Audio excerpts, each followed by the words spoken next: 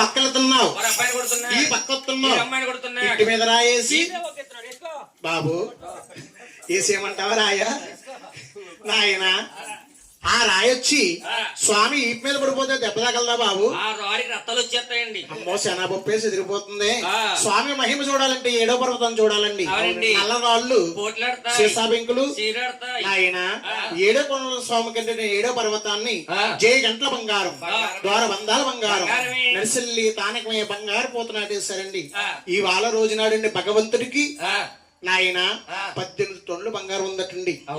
నాయన తెచ్చుకుంటే ఇంకా అక్కడ ఉంచేస్తారు నాయన. అలాంటి మహిమ గల దేవుడు భగవంతుడేటండి. వా ఇదికెళ్ళారు అబ్బాయిని కొడుతుంటే, ఈ ఇదిగొచ్చారు అమ్మాయిని కొడుతుంటే, ఆ పిల్లల కన్నా తల్లులకి ఎంతో బాధ కలిగి, ఎంతో ఇబ్బంది కలిగి నిన్న ఒక చిన్న మాట అన్నారు బాబు. చెప్పంటావా?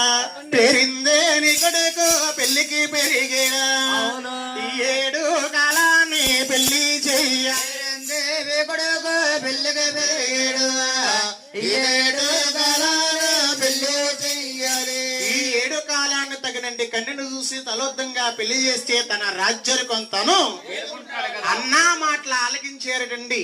ఆలకించగానే నా చిన్న కొడుక్కి పెళ్లి చేస్తే బాగుంటుందన్నారు.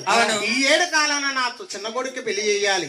అలాగేనటండి దిగువా తరపులు చేరి పెద్ద కుమారుడు గోవిందరాజునికి ఎక్కిస్తుంది.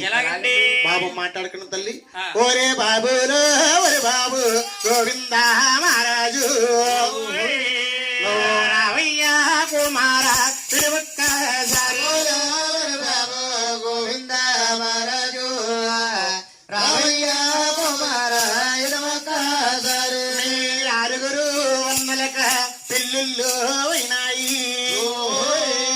అయ్యో పెళ్ళిళ్ళు అయినాయి, పెద్దరికాలు వచ్చాయి. పెళ్ళిళ్ళు అయినాయి, పెళ్ళిళ్ళు అయినాయి, ఈ 7 కాలాన్ని నీ తమ్ముడు వేడు పనుల వాడికి తగినండి కన్నుని చూసి పెళ్లి చేయమన్నారటండి. గోవిందరాజు గారు ఆలకించారటండి. కన్నా 5 తమ్ములు కౌరంపి, ఈ 5 తమ్ములు గోవిందరాజు గారు ఏకమయ్యి ఒక స్వాపాయి గదిలో మీటై ముస్తాబులు అవుతున్నారండి. రాజులు మర్యాద లేరు, రాజులు ముస్తాబులయ్యారు. ఆనాడు మగవారు ముస్తాబులేరు, ఈనాడు మగవారు ముస్తాబులేరు. ఈనాడు ఎలా ఉన్నాయి బాబు? ఉంచేస్తాడు పెంట కుప్ప జూలు జూలు రేసు గుర్రం కట్టింగ్ బైక్ మీద వెళ్తే రేసు గుర్రం అంటున్నాడు. నాయన సినీ మోడల్ పూర్వం అటండి 6 తమ్ములో ముస్తాబు ఎలాగుందా?